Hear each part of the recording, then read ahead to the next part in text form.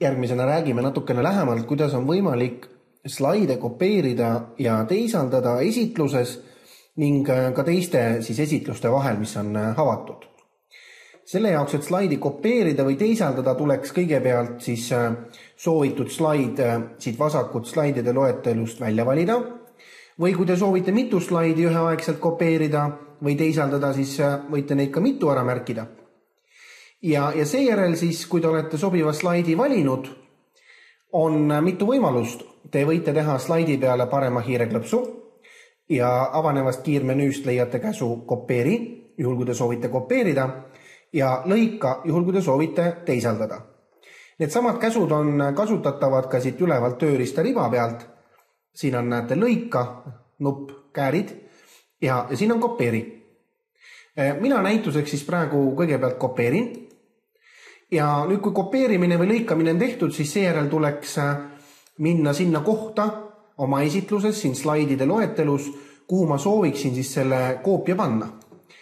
Antud juhul ma sooviks ta näiteks panna kõige esimeseks, nii et sellepärast ma selekteerin ära esimese slaidi. Ja teen siia peale parema hiireklõpsu ning valin käsu aseta. Ja näete, et peale seda pandigi ilusti see uus slaid, mille ma kopeerisin, siia järgmiseks slaidiks. Teine variant oleks olnud selline, ma võtan selle sammu tagasi, et kui ma olen selle koha ära määranud kuhu, siis ma klõpsan siin tööriista riba peal nupule aseta. Ja on ka, näete, ilusti kopeeritud. Kui ma tahan esitluste vahel kopeerida või teisaldada, siis tegelikkuses seda tehakse täpselt samamoodi nagu esitluse sees. Ehk näiteks teemad slaid, teen selle slaidi peale parema hiireklõpsu, ja avanevast menüüst valin käsu lõika. Ja mis on kopeerimise ja lõikamise erinevus on ju see, et kopeerimise puhul tuleb üks samasugune juurde vähemalt ja lõikamise ehk teisaldamise puhul me võtame siit slaidi ära ja paneme täiesti uude kohta.